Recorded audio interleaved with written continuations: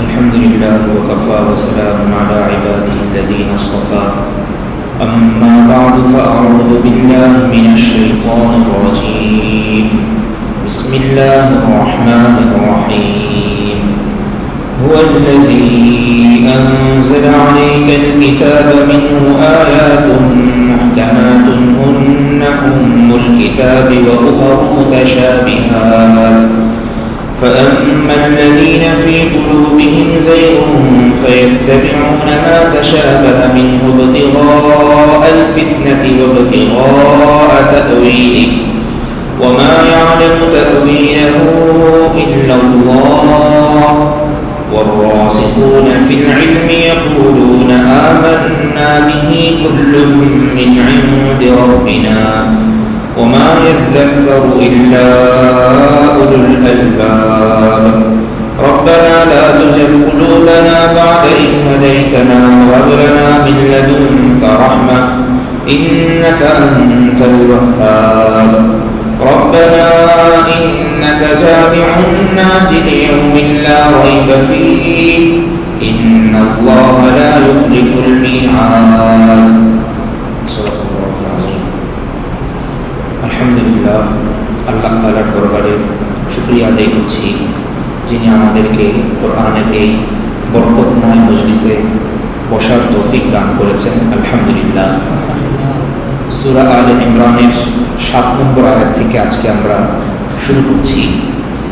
গত সপ্তাহে আমরা আলোচনা করার চেষ্টা করেছি যে সূরা আলে ইমরানের একটি বিরাট বড় অংশ নাজিল হয়েছে আহলে কিতাবের মধ্যে থেকে যারা নাসারা খ্রিস্টান তাদের বিভিন্ন প্রশ্নের উত্তরে, বিশেষ করে তারা হযরত ঈসা আলাইহিস সালাতু ওয়াস সালাম সম্পর্কে যেই ভ্রান্ত ধারণা পোষণ করে সেই ভ্রান্ত ধারণাগুলোকে খণ্ডন করার জন্যই আল্লাহ রাব্বুল আলামিন সূরা আলে ইমরানের অনেকগুলো আয়াত নাজিল করেছেন।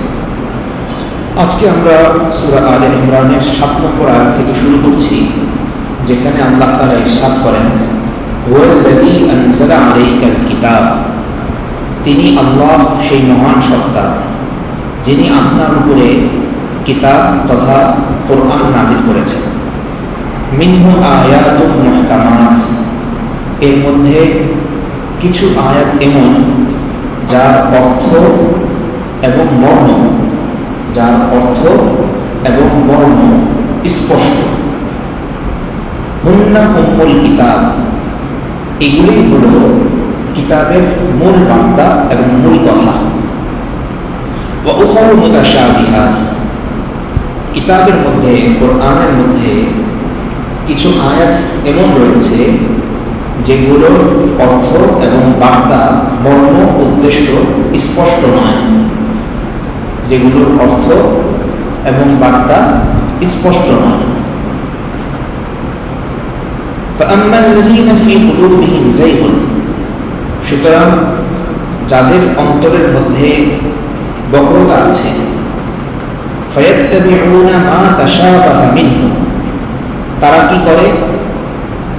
যাদের অন্তরে বক্রতা আছে তারা অস্পষ্ট আয়াতগুলোর পিছনেই পড়ে, যেই আয়াতগুলোর অর্থ এবং মর্ম আল্লাহ রাব্বুল আলামিন জনসাধারণের জন্য উন্মুক্ত করেন নাই, সেগুলোর পিছনেই পড়ে।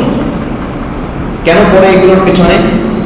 ইবতিগাআল ফিতনা, উদ্দেশ্য হচ্ছে ফিতনার পিছনে দৌড়ানো, উদ্দেশ্য হচ্ছে সমাজের মধ্যে ফিতনা বিস্তার করা। দ্বিতীয় আরেকটি উদ্দেশ্য হলো ওয়াবতিগাআ তা'ওয়িলি, সেগুলোর ব্যাখ্যা জানা।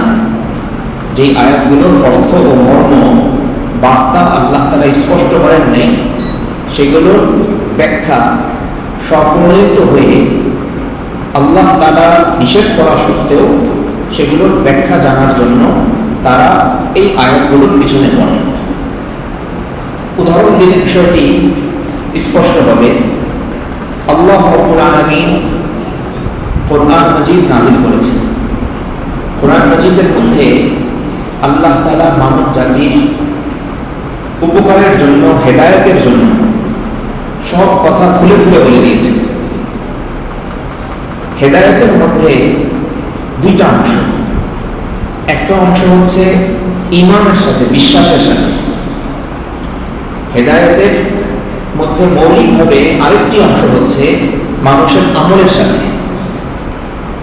মানুষের আমলের সাথে হেদায়েতের যে অংশের সম্পর্ক, আল্লাহ রাব্বুল আলামিন এমন প্রতিটা কথা, এমন প্রতিটা বিধানকে খুলে খুলে স্পষ্ট করে বর্ণনা করে দিয়েছে, যাতে করে মানুষ সে অনুযায়ী আমল করতে পারে।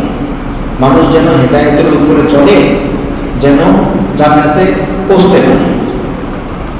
হেদায়েতের সাথে সম্পর্কিত আরেকটি যে অংশ বা প্রধান যে অংশ ঈমানের, আল্লাহ রাব্বুল আলামিন ঈমানের বিষয়গুলোর সব জায়গায় স্পষ্ট করেননি। বলেছেন তোমাকে এভাবে ঈমান আনতে হবে।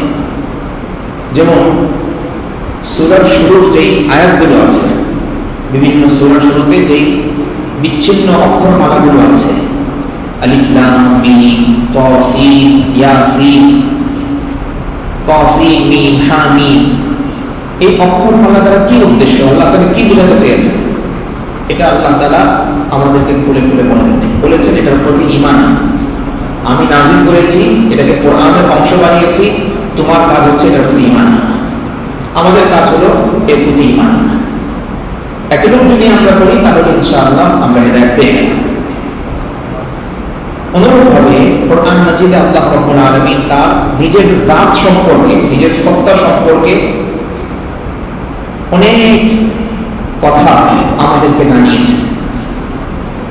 যেমন আল্লাহ তাআলা আমাদেরকে সৃষ্টি করেছেন, আল্লাহ তাআলা আমাদেরকে রিজিক দেন, আল্লাহ তাআলাই মানুষকে জীবন দান করেন, আল্লাহ রাব্বুল আলামিন মানুষকে মৃত্যু দান করেন, আল্লাহ রাব্বুল আলামিন পুনরুত্থিত করবেন। এই সমস্ত কিছু আল্লাহ তাআলা আমাদেরকে জানিয়েছেন। তো এগুলো জানার পরে আমরা বিশ্বাস স্থাপন করলাম এবং এটা বুঝতে পারলাম যে আল্লাহ তাআলা আমাদেরকে সৃষ্টি করেছেন। বুঝতেও পারলাম এবং এটাকে আমরা স্বাভাবিকভাবেই ঈমান আনতে পেরেছি। আমাদের কর্মের সাথেও এটাকে যুক্ত করতে পেরেছি যে না, আমার একজন খালেক আছেন, আমার একজন স্রষ্টা আছেন, তার কাছে আমি দোয়া করতে পারি, চাইতে পারি, তার সামনে আমি মাথা নত করতে পারি, চেষ্টা করতে পারি। এই একটা দিক।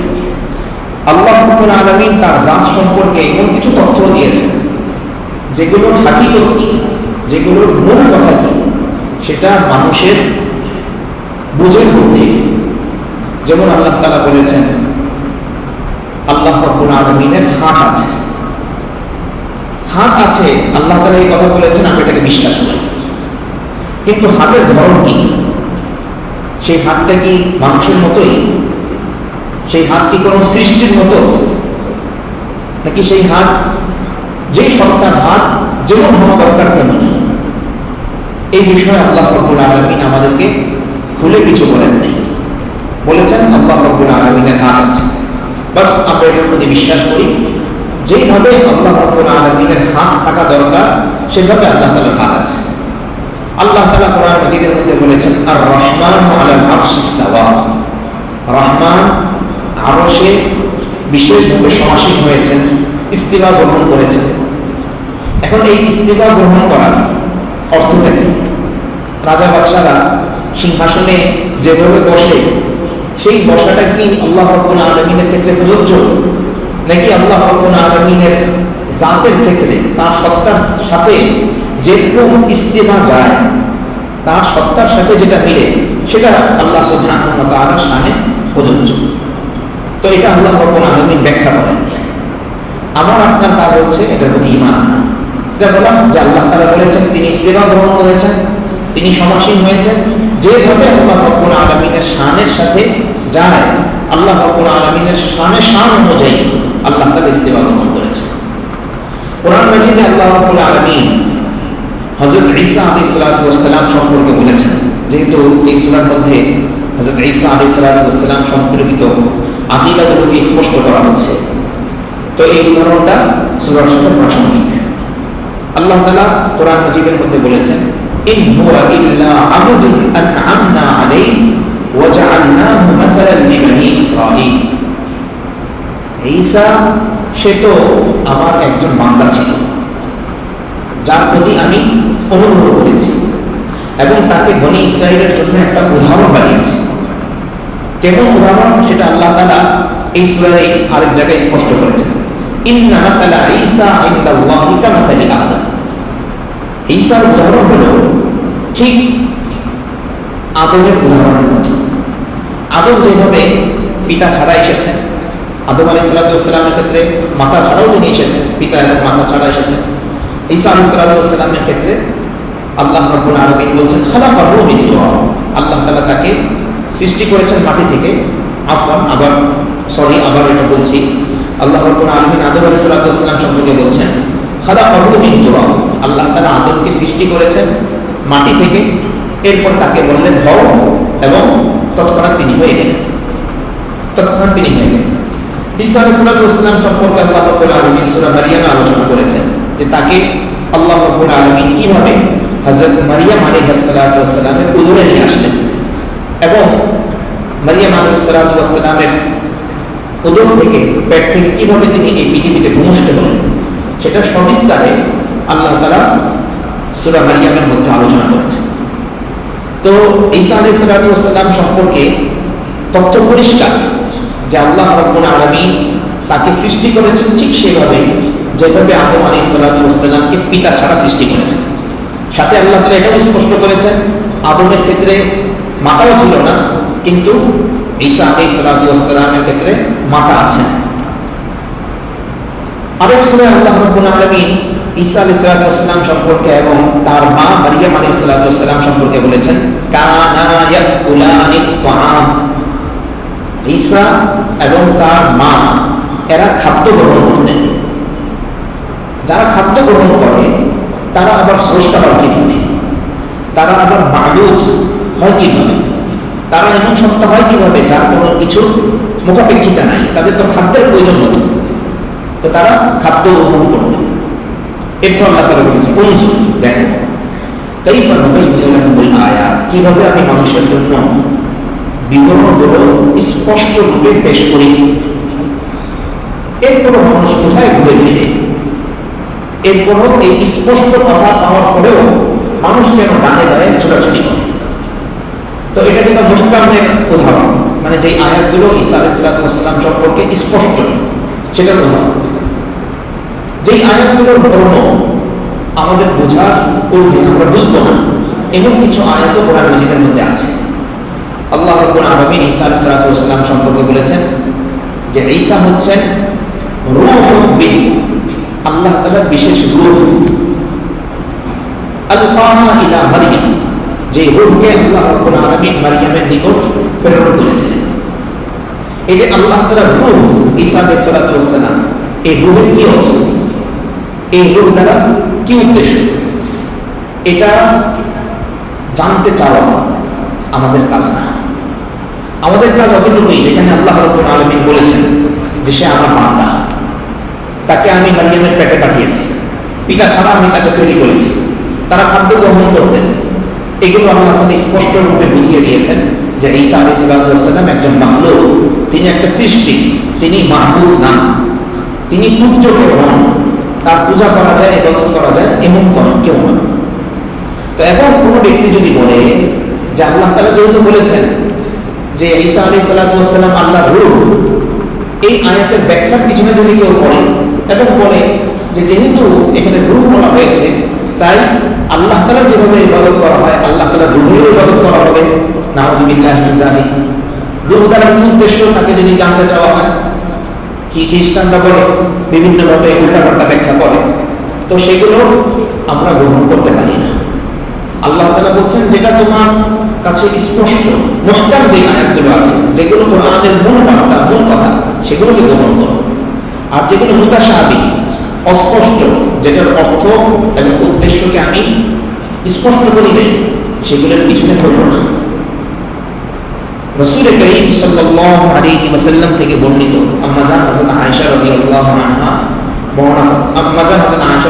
থেকে বর্ণিত রাসূল করিম সাল্লাল্লাহু আলাইহি ওয়াসাল্লাম একবার কোরআন মাজিদের এই আয়াতটি তেলাওয়াত করলেন।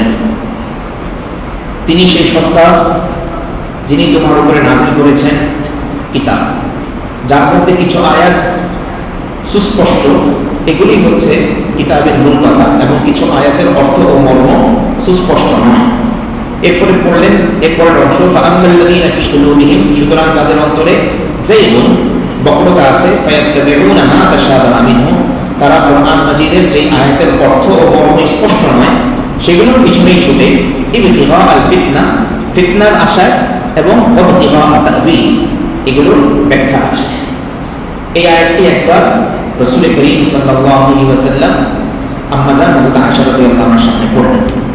পড়ার পরে বললেন, যাকেই তুমি দেখবে কোরআন মাজিদের সেই সকল আয়াতের ব্যাখ্যার পিছনে ছুটে, যেগুলোর উদ্দেশ্য ও মর্ম অর্থকে আল্লাহ রাব্বুল আলামিন স্পষ্ট করেন নাই, তাদের ব্যাপারে সতর্ক হয়ে যাও।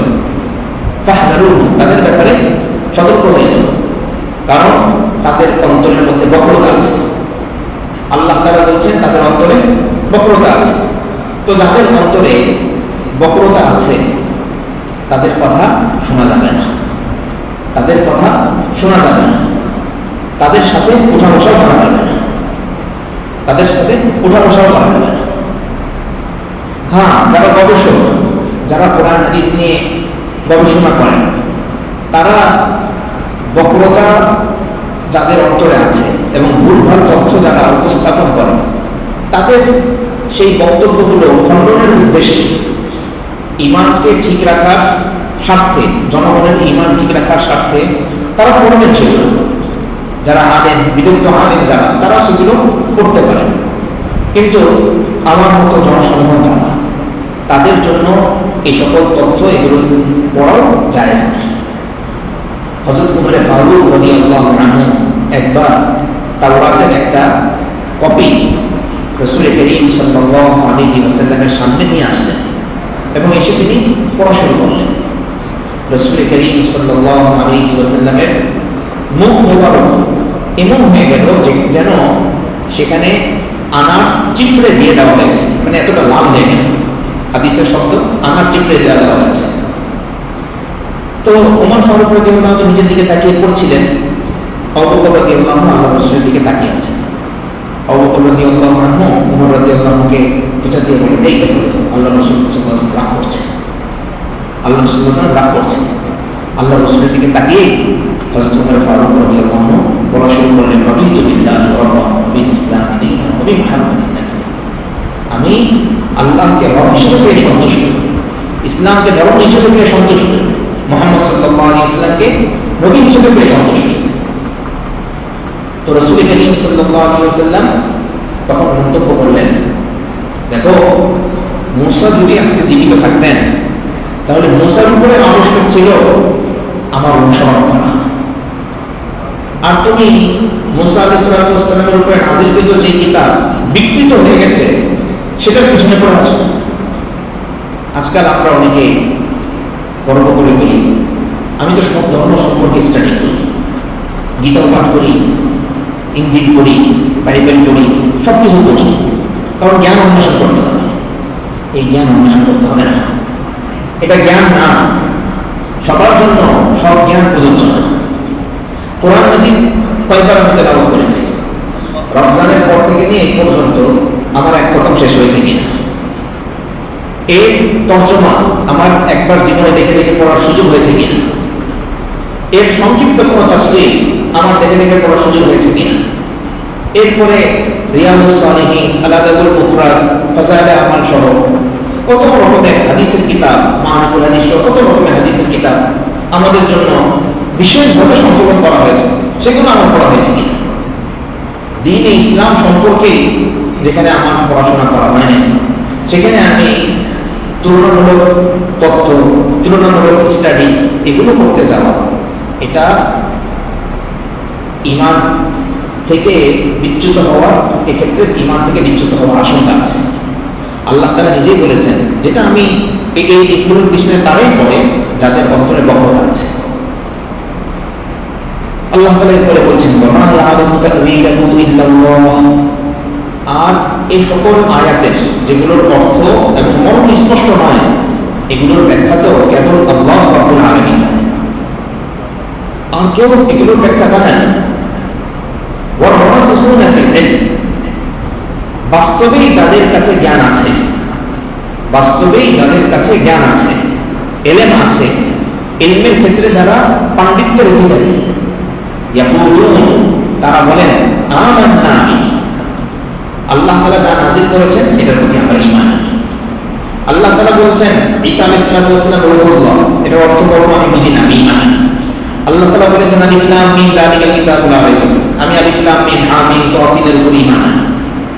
আল্লাহ তাআলা বলেছেন আর-রাহমান আলাল আরশি ইস্তাওয়া, আমি এটা করতে যাই না যে আল্লাহ রাব্বুল আলামিন আরশের উপরে মানুষের মতো বসেছেন নাকি অন্য কোনো ভাবে বসেছেন, এই চিন্তা থেকে আমি দূরে থাকার চেষ্টা করি। আল্লাহ তাআলা বলেছেন তার হাত আছে, তার যেভাবে থাকা দরকার সেভাবে আল্লাহ রাব্বুল আলামিনের হাত আছে। আমরা তো আমাদের পিছনে কি আছে এটাই দেখতে পাই না। আমার পিছনে কি আছে, আমার পিছনে কি কেউ এখন বন্দুক নিয়ে দাঁড়িয়ে আছে নাকি ফুল নিয়ে দাঁড়িয়ে আছে এটাই তো আমি জানি না। আর কোন আরশের উপরে আল্লাহ রাব্বুল আলামিনের জাত মোবারক সেটা নিয়ে আমি চিন্তা করছি। এরকমের চিন্তা ভাবনা এটা ধ্বংস হওয়ার সামিল, সেগুলো থেকে বিরত থাকতে হবে। যারা পাণ্ডিত্যের অধিকারী তারা কি করেন, তারা বলছেন ইয়াকুলুনা আমান্না বিহি, আমরা তো এটার প্রতি ঈমান আনি। কুল্লুন মিন ইনদি রাব্বিনা, সব কিছুই আমাদের রব আল্লাহ রাব্বুল আলামিনের পক্ষ থেকে, আমাদের রব আল্লাহ রাব্বুল আলামিনের পক্ষ থেকে। মানে মুহকাম আয়াত, সুস্পষ্ট আয়াত, সেটাও আল্লাহ তাআলা নাযিল করেছেন। যেটা মুতাশাবিহ আয়াত, যে আয়াতের অর্থ এবং মর্ম আল্লাহ তাআলা স্পষ্ট করেন নাই, সেটাও আল্লাহ তাআলা নাযিল করেছেন। ওয়া মা ইয়াযাক্কারু ইল্লা উলুল আলবাব, এই যে তোমাদেরকে আমি খুলে খুলে বললাম, আল্লাহ তাআলা বলছেন তোমাদের সামনে আমি সবকিছু উপস্থাপন করে দিলাম যে মুহকাম আয়াত আছে এবং মুতাশাবিহ আয়াত তথা সুস্পষ্ট আয়াত আছে, এবং যেগুলোর অর্থ মর্ম সুস্পষ্ট নয় সেগুলো আছে। খুলে খুলে বলে দেওয়া সত্ত্বেও উপদেশ তো গ্রহণ করে কেবল জ্ঞানী ব্যক্তি, যাদের কাছে প্রকৃত জ্ঞান আছে তারাই উপদেশ গ্রহণ করে, অন্যরা উপদেশ গ্রহণ করে না। অন্যরা উপদেশ গ্রহণ করে না। ওই যে জায়েগ যাদের কাছে আছে, বক্রতা যাদের কাছে আছে, তাদের সাথে ধরে। কিছুদিন আগে এক ভাই কুরবানি সংশ্লিষ্ট একটা আর্টিকেল নিয়ে আসছে, সে আর্টিকেলটা ইংলিশে লেখা, তো হুজুরের কাছে দিয়েছেন, হুজুর তো ইংরেজি সম্পর্ক অনভিজ্ঞ।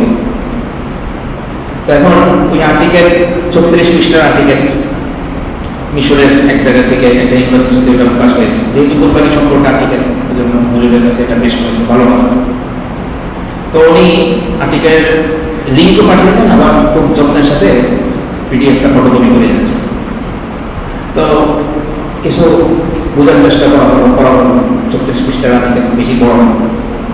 ওই গবেষক মহোদয় গবেষণা করেছেন যে হযরত রাসূল করিম সাল্লাল্লাহু আলাইহি ওয়াসাল্লাম বিদায় হজের সময় 100টা কুরবানি করেছিলেন, 63টা নিজ হাতে কুরবানি করেছিলেন, বাকিটা হযরত আলী রাদিয়াল্লাহু আনহু দিয়েছেন কুরবানি করতে। তথ্য ঠিক আছে, সেখানে তথ্য আছে যে রাসূল করিম সাল্লাল্লাহু আলাইহি ওয়াসাল্লাম কুরবানি করার সময় বলেছিলেন এটা আমার পক্ষ থেকে, আমার পরিবারের পক্ষ থেকে এবং আমার পুরো উম্মতের পক্ষ থেকে। আমি কুরবানি করছি আমার পক্ষ থেকে, আমার পরিবারের পক্ষ থেকে, আমার পুরো উম্মতের পক্ষ থেকে। তো শেষমেশ ওই গবেষক মহোদয়, এবং তার আর্টিকেলটা ছেপেছে, যে কোনো একটা বিশ্ববিদ্যালয়ে তার আর্টিকেলটা ছেপেছে, সেটা বিশ্ববিদ্যালয়ের যে সাময়িকী আছে সেটার মধ্যে এটা ছেপেছে। তো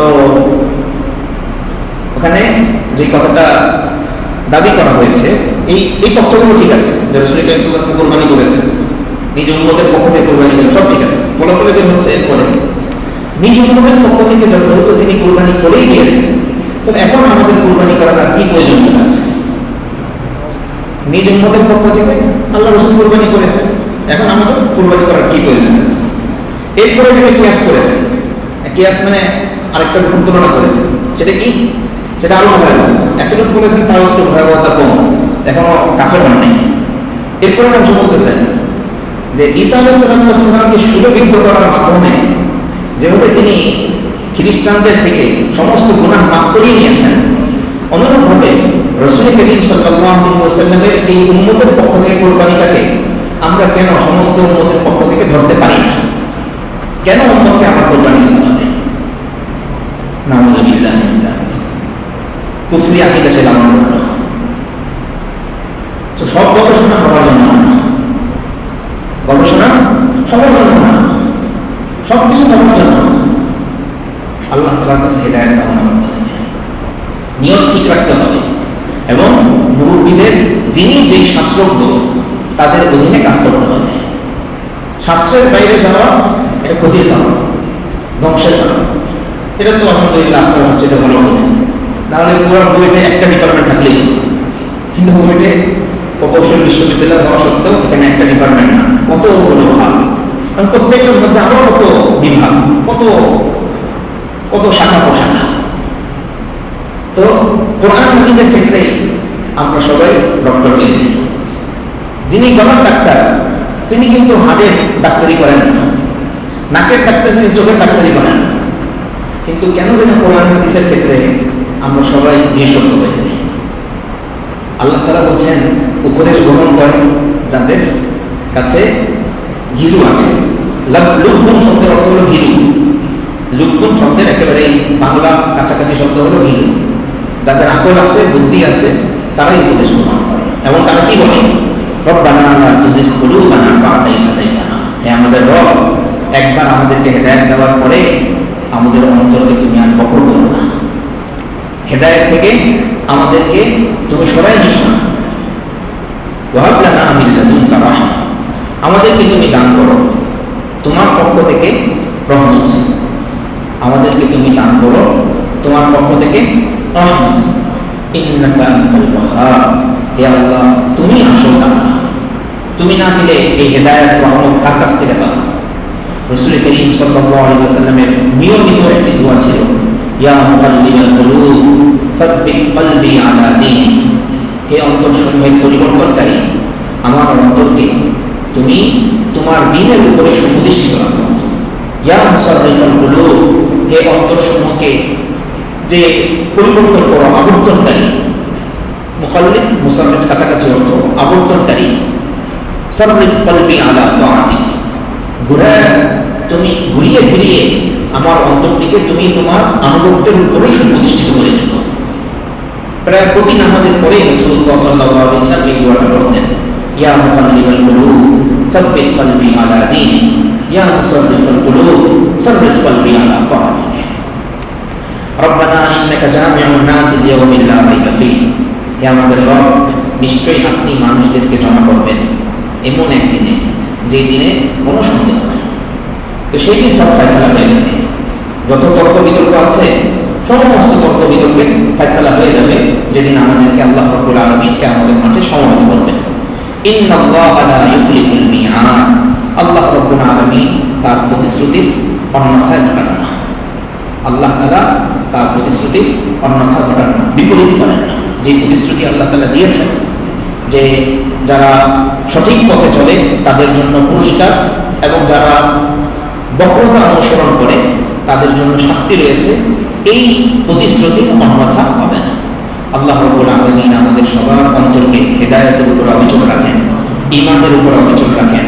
ফিতনার এই যুগে সব রকমের ফিতনা ফাসাদ থেকে আমাদেরকে বেঁচে থাকার তৌফিক দান করেন। আমিন ওয়া আখিরু দাওয়ানা আলহামদুলিল্লাহ।